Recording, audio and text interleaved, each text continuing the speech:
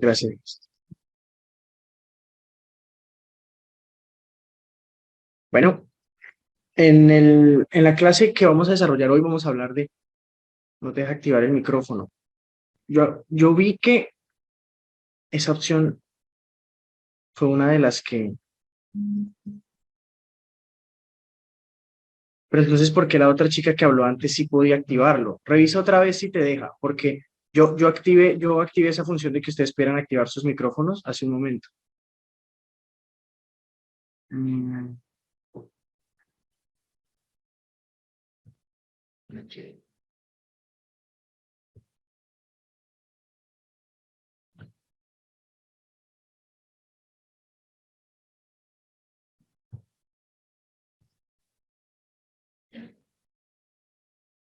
Vamos a ver, a los últimos.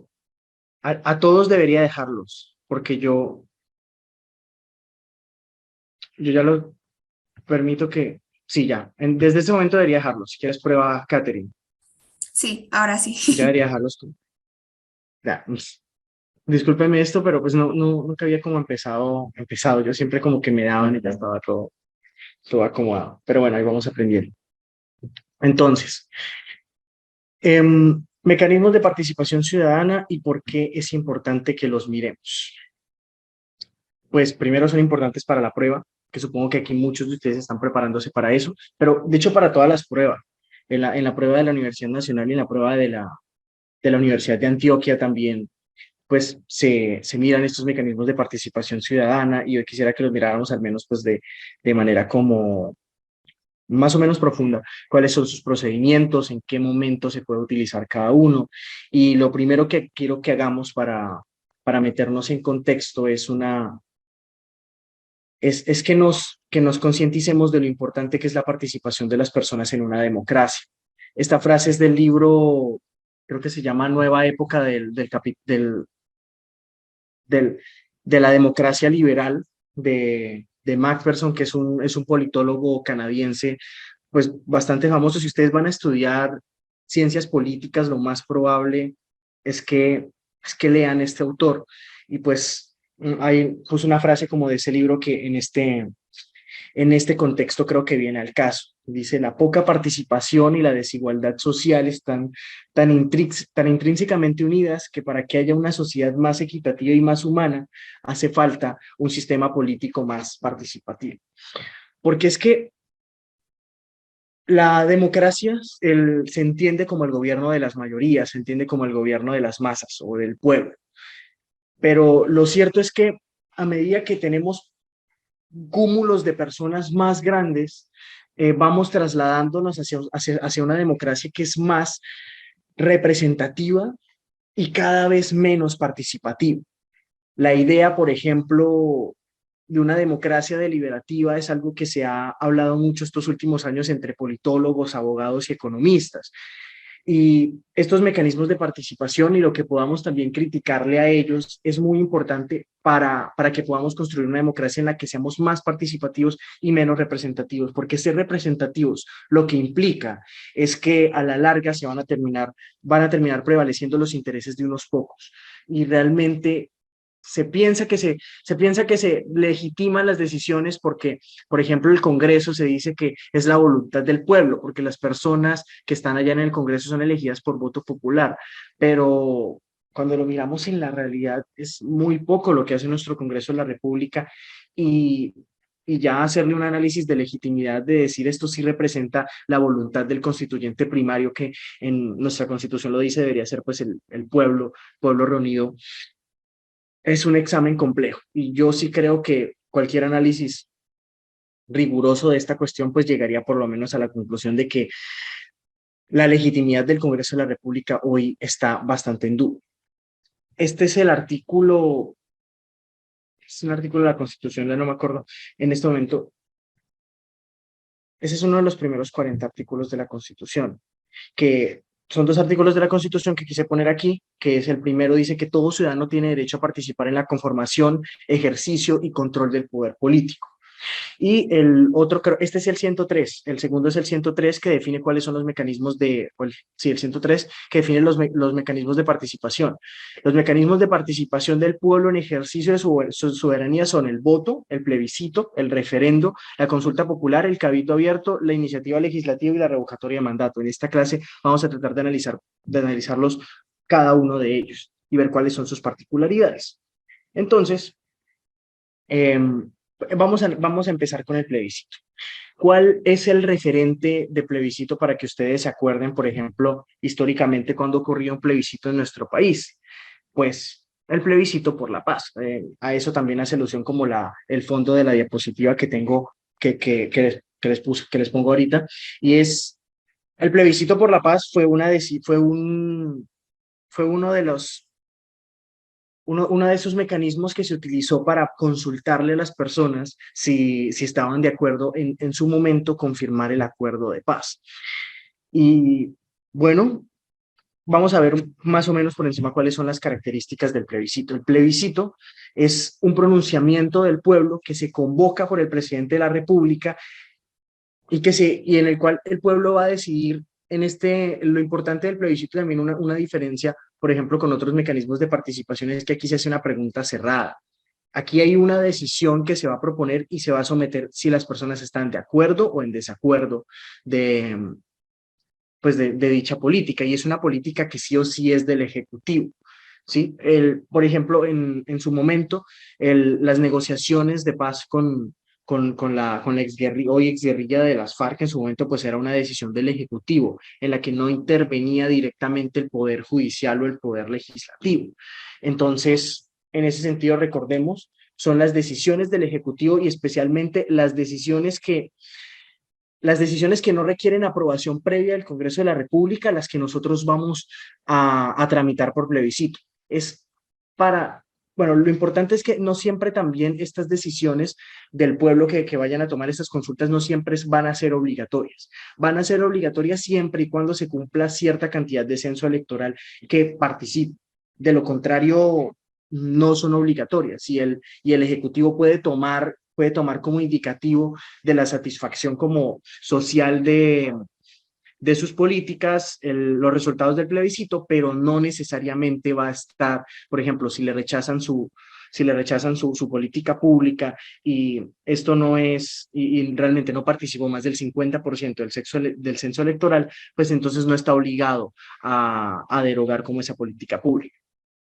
Entonces, en primer lugar, el plebiscito se presenta por el presidente de la República ante el Congreso. ¿Y por quién tiene que ser presentado? Tiene que ser presentado por todo el presidente, por todo el gabinete presidencial, por el presidente en primer lugar y que esté acompañado con la firma de todos los ministros. Si falta la firma de algún ministro, pues no se puede presentar. Pero la particularidad que tiene también esto es que pues, nosotros ya hemos hablado esto pronto en clases anteriores y es el presidente elige sus ministros y esos son cargos de libre nombramiento y remoción. Es decir, si en algún momento un ministro no estuviese de acuerdo, si un presidente quiere presentar un plebiscito y es muy importante pues, para su programa de gobierno, tiene un ministro que no está de acuerdo con esta cuestión, pues simplemente él puede como quitarlo y nombrar otro ministro, porque esa es la naturaleza de los cargos, porque esa es la naturaleza de los cargos de ministros, que el presidente puede disponer libremente de ellos. Entonces, ¿qué más? Bueno, el Congreso de la República tiene un mes para estudiar las razones que el presidente y sus ministros van a presentar por escrito, pues defendiendo las razones de por qué debe haber un plebiscito en este sentido. Y si cumplido ese plazo, si cumplido ese mes, bueno, durante ese mes el Congreso discute, bueno, esto sí amerita o no amerita para plebiscito. Si durante ese plazo, un mes, el Congreso no dice nada, el Congreso no se pronuncia respecto de pues, afirmativo o negativo respecto del plebiscito, de esta opción, pues el presidente tiene la facultad de convocar el plebiscito por su cuenta. El que lo tiene que aprobar sería el presidente. El Congreso puede decir no. Y hay también hay también hay un examen del Congreso y el Congreso tiene 30 días para decidir. El Congreso puede decir no, pero o el Congreso puede decir sí en esos 30 días también. Pero si el Congreso no se pronuncia en esos 30 días, que es lo que suele ocurrir, de hecho, es bastante común que ocurra eso porque el Congreso no se suele reunir muy seguido. Entonces, 30 días, de hecho, para un órgano tan poco activo como el Congreso de la República, pues también está en duda como que vayan a resolver algo. Si no resuelven, eso tiene que pasar por debates en Cámara de Representantes tiene que pasar por plenaria de Cámara de Representantes y por plenaria de Senado. Si el Congreso no dice nada, el presidente lo puede sancionar por su cuenta. Pero de lo contrario, pues no. O sea, si dentro del mes le responden y se cumplen los debates y el Congreso está de acuerdo en que no va a plebiscito, pues no, no va. Pero el que tiene que presentar la iniciativa, en todo caso, sí tiene que ser en este caso el presidente con todo su gabinete, es decir, con la firma de todos sus ministros. En ningún caso, el plebiscito podrá versar sobre la duración del periodo constitucional del mandato presidencial ni podrá modificar la constitución política. Esto es importante. El plebiscito el plebiscito existe para someter a votación de las personas, para someter, pues, para conocer la intención del pueblo sobre determinada decisión que sea del Ejecutivo. No estamos hablando aquí de derogar leyes y mucho menos de reformar la constitución política. Para reformar la constitución política existe el otro mecanismo que es el referendo, que tiene un sistema mucho más, o sea, necesita un quórum mucho más amplio, una mayor cantidad de personas que estén de acuerdo con hacerlo, porque nosotros esta idea es transversal como a toda la preparación en ciencias sociales. La constitución es ley de leyes y en ese sentido, reformar la constitución es algo que es muy difícil. O sea, la misma constitución tiene que poner estándares mucho más altos para reformar la constitución, no como si fuera una ley ordinaria. Entonces, estos mecanismos como el plebiscito no pueden servir para hacer modificaciones constitucionales, simplemente son consultas que se le hacen a las personas. Y un poco con la pregunta que nos hacían al principio, porque nosotros analizando esto también desde el punto de vista desde un punto de vista historiográfico, también tiene razones historiográficas. Si ustedes se ponen a mirar, por ejemplo, las constituciones de final del siglo XVIII, o sea, 1800, yo diría que incluso desde la Constitución de Bolívar, esta desde la Constitución de 1830 hasta la Constitución de 1886, hay un montón de constituciones que hay un autor que se llama Valencia Villa, que, bueno, se apellida Valencia Villa, en este momento se me va el nombre. Valencia Villa tiene un libro de derecho constitucional que se llama Cartas de Batalla, y el libro se llama Cartas de Batalla porque él defiende la idea de que durante este siglo XVIII las constituciones realmente no eran constituciones, eran cartas de batalla. Es decir, yo, presidente, por ejemplo, del Partido Liberal, hacía una guerra civil contra los conservadores. Si yo ganaba esa guerra civil, yo me alzaba en el poder y ponía una constitución. Entonces yo pongo esta constitución y es mi carta de que gané la batalla en la guerra civil que acabo de pasar. ¿A qué viene este cuento? Este cuento que les estoy echando, porque en la Constitución de 1991 se propone esto de que la Constitución es ley de leyes y de que un presidente no puede llegar al poder por guerra civil o por cualquier otra cuestión. Un presidente no puede llegar al poder y cambiar la Constitución para quedarse durante mucho tiempo, porque es lo que solían hacer los presidentes en este contexto de lo que les estoy hablando de las cartas de batalla. Tú ganabas una guerra civil, hacías una constitución y hacías una constitución completamente a tu antojo, con superpoderes presidenciales y sacabas a tus detractores del fuego político.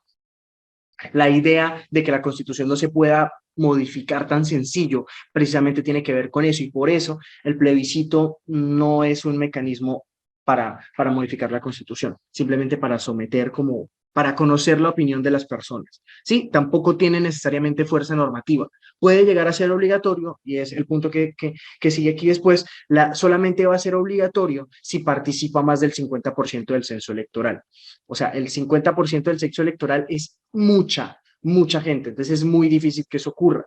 El 50% del censo electoral, por ejemplo, se superó ahorita en las elecciones presidenciales. que es algo muy positivo. Es algo muy positivo. En la historia de Colombia no es muy normal que mucha gente participe. Tiene que ver con muchas cosas, tiene que ver con el desarraigo político profundo que tenemos en nuestro país, que no le creemos a las instituciones, que no le creemos a los presidentes, pero también tiene que ver con que muchas zonas del país están completamente alejadas. Si ustedes se ponen a ver, por ejemplo, datos de los presidentes muy antes, un presidente de Virgilio Barco, López Pumarejo, presidentes del siglo XX, estoy hablando muy atrás, eran elegidos con 2 millones de personas. Eh, También tenía que ver con que antes había mucha menos población en Colombia, pero si pensamos en que hoy, por ejemplo, somos 50 millones de colombianos, si hoy se eligiera un presidente con un censo de 2 millones de personas, estamos hablando de que menos del 5% de las personas se están poniendo presidente en un país que se supone que es democrático y donde antes del referendo era necesario plebiscito, Ricardo. Te digo, antes de esto, no me consta, porque no he leído tan a profundidad la Constitución del 1886, pues, pero yo lo que bien pensaría es que antes del 91 esto ni siquiera existía. Es decir, ni siquiera había posibilidad ni siquiera había posibilidad de que las personas presentaran iniciativas de decir yo voy a proponer esta ley o yo voy a quitar el mandato de esta persona. Mm, no. O, pues, tendría que mirarlo, y es una buena pregunta que tendría que investigarla más, pero esto, plebiscito y referendo, lo que existen es a partir de la Constitución de 1991 y están legitimadas en ella. En la Constitución de 1986 no se, la Constitución del 86 no habla como tal de la superioridad de la Constitución. Para la Constitución del 86, la Constitución no es norma de normas. Puede ser contradictorio, pero no se proclama a sí misma como norma de normas, sino que la norma por excelencia es la ley que se redacta en el Congreso. Y eso tiene unas lógicas diferentes. Por eso es lo que te estoy diciendo, que yo tendería a pensar que esto ni siquiera existía en la Constitución del 86. Pero también me agarras ahí un poquito fuera de base, entonces yo te prometo que lo miro para la próxima clase y te digo la Constitución del 86, qué era lo que decía acerca de estos métodos de participación popular, si es que los tenía. Yo ahorita pensaría que no, pero tendría que mirar. ¿Listo? Entonces, bueno, es obligatorio más del 50% del censo electoral y bueno, ya creo que ya les había nombrado esto. El plebiscito solamente puede someter a votación las políticas que no requieren aprobación previa del Congreso de la República. Y bueno, con los estados de excepción y el ejercicio de los poderes, pues, del presidente en el estado de excepción, eso incluso se nos... Uy, ¿qué pasó? ¿Ustedes me siguen escuchando? Es que qué pena, me saltó un cuadro que aquí dice que se ha cerrado Sí, sí. sesión y yo ay, pensé que me iba a sacar. Bueno, voy a leer lo que me están preguntando. Es que no veo bien la democracia. Es que si no veo bien la democracia, ahí sí no hay plebiscito. No sé si me entiendes. Completamente de acuerdo, Ricardo. Es decir, y a eso venía también un poco a acotación la primera frase que yo les traía en esta clase, y es, para que exista democracia son necesarios estos mecanismos de participación. Y la democracia no ha sido lo mismo a lo largo de la historia. Entonces, la idea de democracia que existía en la Constitución de 1886 no es la misma que existe en la Constitución de 1991. Por ejemplo, o sea, la teoría que se propone en la Constitución de 1886 es democrática, sí, en el sentido de que no es dictatorial. El presidente en teoría se elige por voto popular, pero hay unas cosas que nos pueden hacer dudar y, por ejemplo, si no existieran, vuelvo y lo digo, aquí yo estoy patinando como en terrenos un poco pantanosos. No te diría completamente que no existían estos mecanismos de participación, pero sí hay otras cosas que nos pueden hacer pues criticar que realmente exista una democracia en la Constitución de 1886. Por ejemplo, los gobernadores no eran electos de manera popular. Los gobernadores hubo un momento aquí en Colombia que los ponía el presidente de la República. Y eso fue una reforma constitucional que se hizo en 1863 y que causó un revuelo terrible.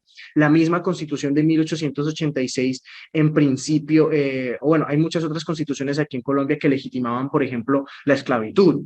Nosotros podemos hablar, pues, hombre, un Estado que legitima la esclavitud, un estado que, por ejemplo, nosotros mismos con la del 86 hasta las reformas de los años 50, con Rojas Pinilla no le habíamos dado voto a las mujeres. Una nación que no le dé voto a la mitad de la población, porque las mujeres son más de la mitad de la población, puede autoproclamarse democrática. Son dudas completamente entendibles y lógicas. Entonces, entiendo que Ricardo diga, pues, es que si no está esto, democracia no había, estoy completamente de acuerdo. El plebiscito es lo mismo que la consulta popular, se parecen y estoy un poco enredada. No, el plebiscito es diferente de la consulta popular y más adelante hablaremos de la consulta popular. Entonces, tranqui, tranqui. Por ahora, no sé si les quedan dudas del plebiscito. ¿Alguna cosa antes para pasar al siguiente?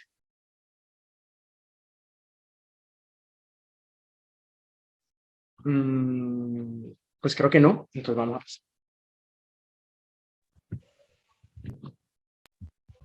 Vamos a hablar ahora de la iniciativa popular legislativa.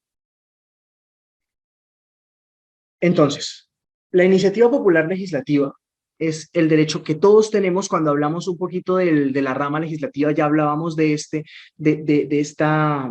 derecho que tenemos todos los ciudadanos para presentar un proyecto de ley. Cuando les hablé también de cómo se hacía de cómo es que se procede en el Congreso de la República para aprobar leyes. Nosotros habíamos dicho, lo que pasa es que se presenta un proyecto de ley, cualquier congresista puede presentarlo, se presenta ese proyecto de ley, se asigna un ponente, se debate en la respectiva comisión, que las dos cámaras, el Senado y la Cámara de Representantes tienen 7 comisiones y dependiendo del tema se debate en una de esas comisiones. Si el debate se gana en esa comisión y se aprueba el proyecto, se debate luego en plenaria de la Cámara en la que estemos hablando, Cámara de Representantes o Senado, puede ser cualquiera de las dos, y si se aprueba en esa plenaria, pasa a surtir el mismo proceso en la otra Cámara. Es decir, si empezamos en Senado, luego se hace en Cámara de Representantes y viceversa. Después de que se aprueba eso, se aprueba el proyecto de ley, pasa a revisión constitucional, pasa a sanción presidencial, etc. Esos proyectos de ley, esos proyectos para que surtan todas esas cuestiones, estamos hablando aquí de leyes, no reformas constitucionales, sino leyes. ¿Sí? Es importante. Esta iniciativa popular legislativa se puede presentar ante el Congreso. No, mentiras, aquí también podemos presentar modificaciones a la Constitución, pero pues sería en el debate sería con los términos del acto legislativo. Pero para presentar un proyecto de ley, pues sería, como les expliqué la vez pasada, del proyecto de ley lo que se tiene que hacer es debatir en las dos cámaras, pero la diferencia es que aquí lo que vamos a hacer es presentarlo desde el pueblo. No va a salir directamente del Congreso de la República, sino que vamos a hablar de un mecanismo en el cual las personas son las que, por iniciativa propia, van a presentar este proyecto de ley y que, vuelvo y les digo, no es obligatorio que el Congreso la vaya a aprobar. Y no solamente se puede presentar ante el Congreso, también se puede presentar ante las asambleas departamentales para sacar una ordenanza o ante los consejos municipales para sacar un acuerdo municipal. Porque recuerden que cuando habíamos hablado también de la rama legislativa, habíamos dicho que el órgano por excelencia, si bien es el Congreso de la República, las asambleas departamentales también sacan ordenanzas que se parecen en algo a las leyes, pero que no tienen la misma fuerza normativa, y que también los acuerdos municipales que salen de los consejos municipales tienen más o menos ese carácter. Entonces, estas iniciativas populares se pueden presentar en cualquiera de los órganos. Y para que sea presentada debe ser apoyada por lo menos con el 5 por mil del censo electoral. El 5 por mil lo que significa es básicamente en porcentajes 0,5% del censo electoral correspondiente. Entonces, este número de personas es el número de personas para presentar o sea, para presentar ante la registraduría o para presentar ante el ente en este caso de parte del legislador, para presentar este proyecto de ley o proyecto de acto legislativo. Sí, esto son como las personas que están propiamente haciendo la iniciativa, pero también se tienen que recoger firmas por aparte para cumplir el otro requisito y ese sí ya no es el 0,5%, sino es el 5% del censo electoral. Entonces, si estamos hablando, por ejemplo, de una ley de la República, si estamos hablando a nivel nacional, será el 5% del censo electoral, que yo no sé en estos momentos, pues tiene que estar como en unas, hay como 30 millones de personas habilitadas actualmente para votar en el país. No tengo el dato preciso, pero de todas las personas que están habilitadas para votar en el país, si yo quiero presentar un proyecto de ley ante el Congreso de la República, de esos, al menos el 5%, pues tiene que apoyar por lo menos con la firma. En el caso de departamento, pues por supuesto no se pide el mismo requisito del 5% de todo el país, sino el 5% del censo del departamento. Y lo mismo si vamos a hacer un acuerdo municipal en un consejo municipal, el 5% del censo del municipio. Se somete a, dependiendo del organismo del que estemos hablando, se somete a al, al método pues que ellos que el que tenga cada organismo para evaluarlo y no es obligatorio probarlo, es para que lo tengan en cuenta y se debatan, pero pues perfectamente se puede derogar, se puede modificar, es como para presentar el proyecto como bueno. Espera un momento, disculpen.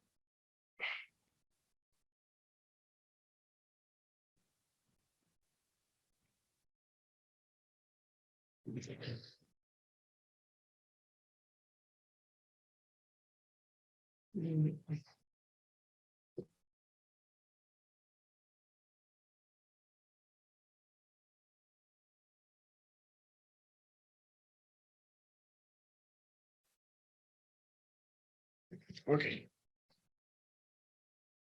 entonces, vamos a seguir con esta. El referendo es uno de los mecanismos también súper importantes en este sentido y que el referendo es del de los pocos que nos va a permitir modificar la constitución política. Por eso el referendo tiene el referendo tiene gran trascendencia y el referendo también va a ser más difícil de llevarlo a cabo porque tiene requisitos más estrictos. Entonces, el referendo puede ser de dos tipos. Puede ser un referendo aprobatorio o un referendo derogatorio.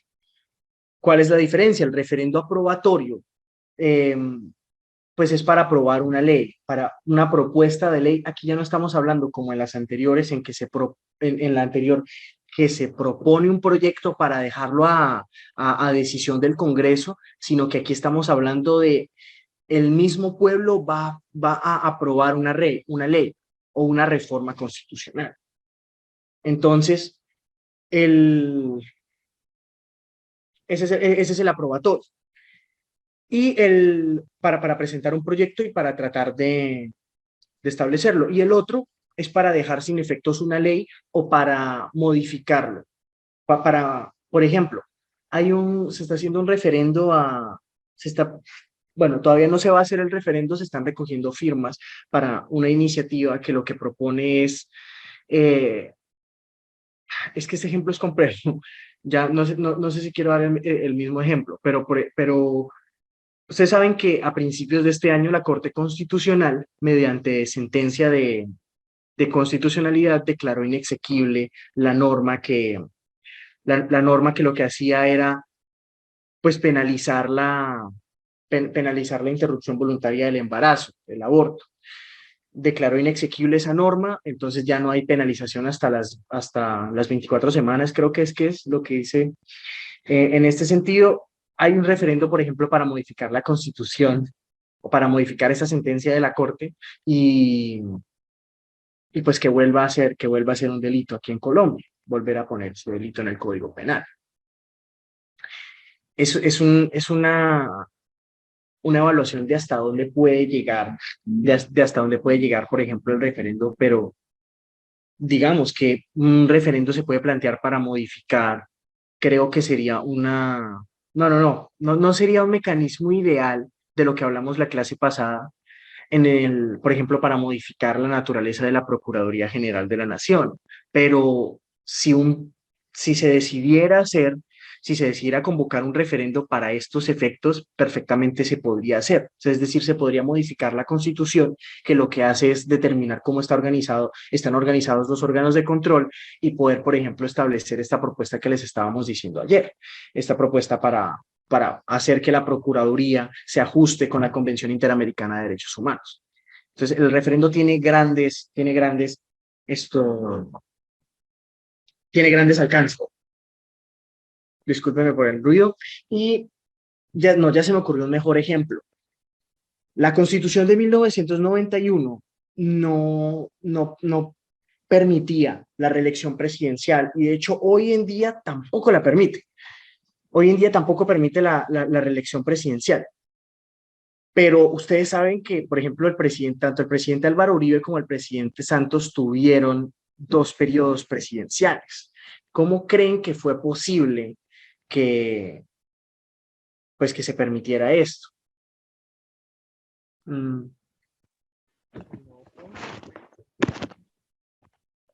Un referendo, o sea, pero primero convocaron un plebiscito, ¿no? De hecho, se hizo por acto legislativo.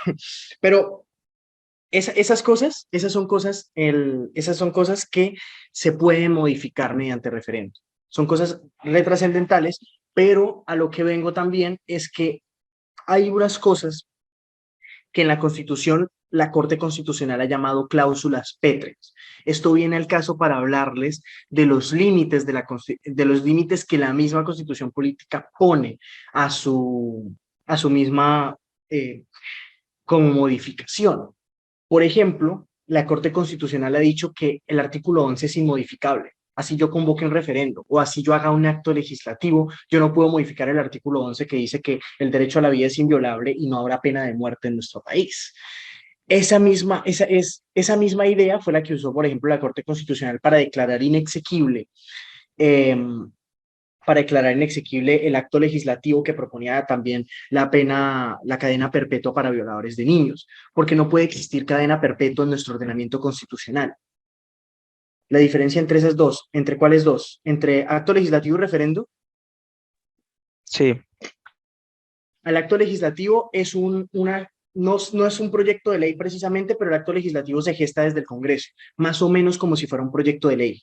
¿Sí? El referendo, por otro lado, es un mecanismo de participación ciudadana que está fuera del Congreso, lo hacen las personas, pero el acto legislativo sale del Congreso de la República. Esa es la diferencia fundamental.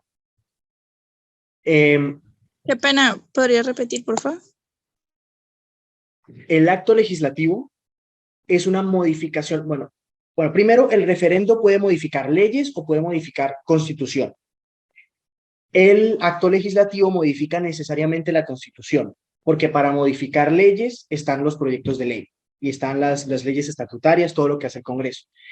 Lo que pasa es que el acto legislativo es una especie de proyecto de ley que sale del Congreso de la República. La diferencia con el referendo es que el referendo, en este caso, es un mecanismo de participación popular, es un mecanismo de participación ciudadana que se decide no en el Congreso de la República, sino en las calles. Bueno, no en las calles, probablemente como con protestas y así, sino pues mediante elecciones, mediante el voto de las personas. ¿Listo? Gracias. Espera un momento. Discúlpenme.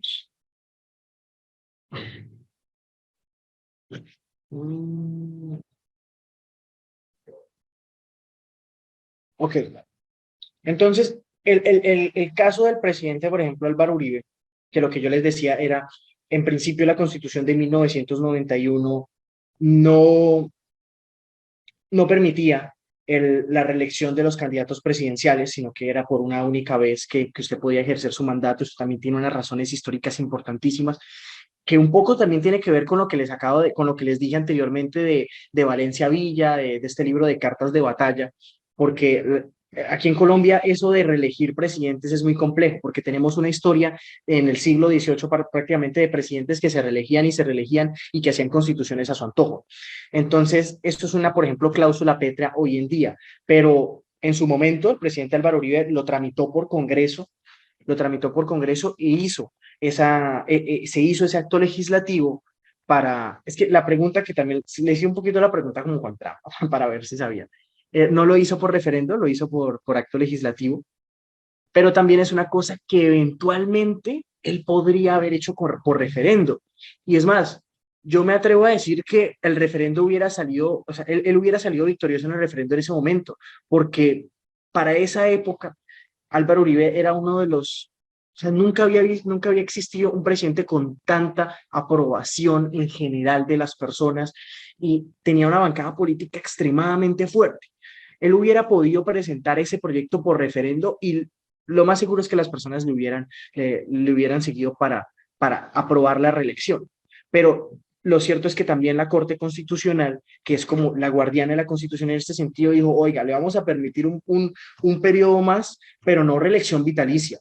Reelección vitalicia ya es súper peligroso. O sea, que usted se pueda reelegir constantemente, que usted ya no tenga límites y que pueda ejercer todas las veces que quiera la presidencia, es algo que ya raya en lo dictatorial, es algo ya completamente dictatorial y es algo que, por ejemplo, hizo Chávez en su momento.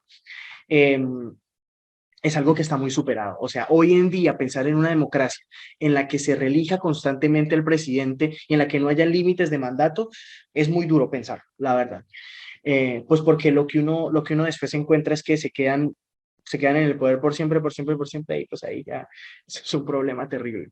Entonces, lo que quiero que se queden, referendo sirve para modificar la Constitución. Entonces, siempre que ustedes encuentren esas preguntas como que les digan, bueno, ¿y con cuál mecanismo de participación ciudadana podemos modificar la Constitución? Va a ser lo más probable referendo. En estos casos, para modificar la Constitución, para aprobar una reforma o para dejar sin efectos a una ley que esté vigente. ¿Sí? Pero le vuelvo y les digo, no todas las modificaciones pueden hacerse. ¿Y eso por qué? Vamos a hablar entonces de cuál es el mecanismo mediante el cual vamos a aprobar esta cuestión. ¿Cómo se aprueba un referendo? Una pregunta, ¿tipo de acto legislativo sería? El acto legislativo, creo que es 04 del 2006, o 04, 01, es un número pequeño. Acto No, legislativo qué de... pena. Digamos una pregunta así que podría salir en el IFE referente al acto legislativo, ¿cómo sería?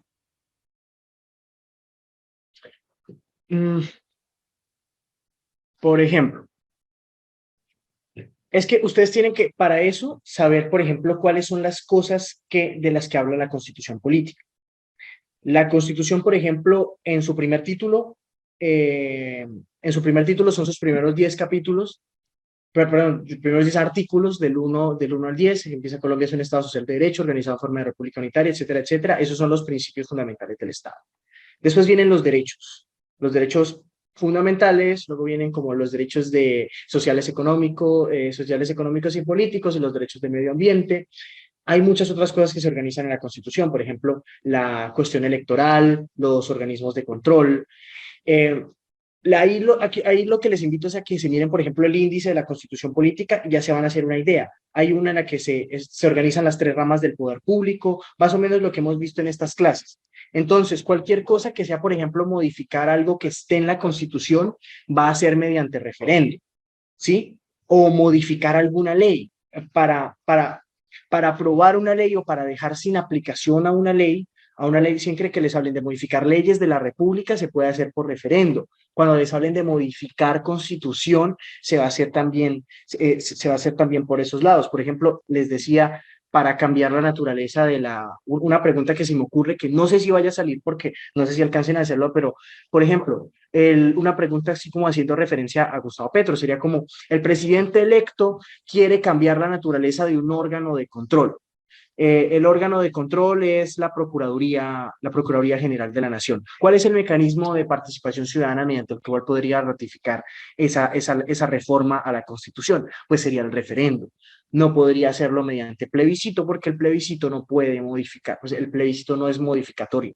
El plebiscito existe, es para saber la opinión de las personas y solamente va a ser obligatorio Bueno, y aparte tampoco serviría el plebiscito porque, como dijimos, sería, pues bueno, primero, termino la idea anterior, solamente es obligatorio en el sentido de que haya más del 50% de la participación del censo electoral. Y aparte, el plebiscito no se usa para temas legislativos. Recuerden lo que dijimos en la primera parte, el plebiscito se utiliza para temas del Ejecutivo. Es decir, una decisión, por ejemplo, del Ejecutivo de construir un puente en determinado lugar, ¿sí? O una decisión del Ejecutivo de construir un colegio en determinada ciudad. Esas son decisiones que, por ejemplo, va a tomar un alcalde o un gobernador o en determinados casos el presidente.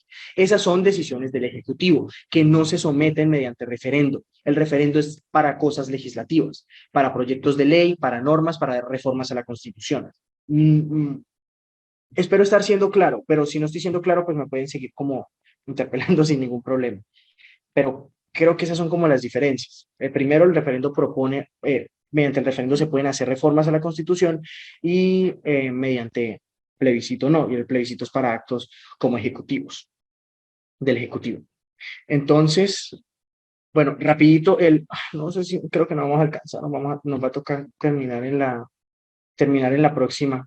Y nos faltan poquitos, nos faltan iniciativa popular, revocatoria de mandato y ¿cuál es? Y bueno, nos faltan ahí. Ah, bueno, es profe, ya lo vuelvo a filtrar. Sí, yo creo que pues quedan 2 minutos. Voy a terminar como de explicar referendo y en la próxima clase terminamos estas rapidito y pasamos a otro tema. Y pues nada, y ya le doy como anfitrión profe, qué pena. Entonces, lo primero es que para convocar el referendo tengo que contar con un comité promotor. Ese comité promotor tiene que ser al menos el 5 por mil del censo electoral. Entonces, ya vimos, 5 por mil es 0,5% del censo electoral y luego se pasa, la Procuraduría, la Registraduría, perdón, lo aprueba y se pasan a recoger firmas. Al menos el 5% de las personas tienen que aprobar. Si eso, si eso pasa, pues entonces luego el referendo pasa a revisión del legislador y de la Corte Constitucional y si la Corte lo declara exequible, luego se pasa a votación. Y en la votación ya sería como las personas pues sí, los ciudadanos tendrían que decidir por ellos mismos si se hace o no la reforma constitucional. Entonces, hasta aquí dejamos por hoy. Espero que hayan quedado un poquito claros estos mecanismos de participación. Terminamos la próxima clase rapidito. Los más duros ya los sacamos en este sentido y nada, espero que les vaya súper bien en la siguiente clase.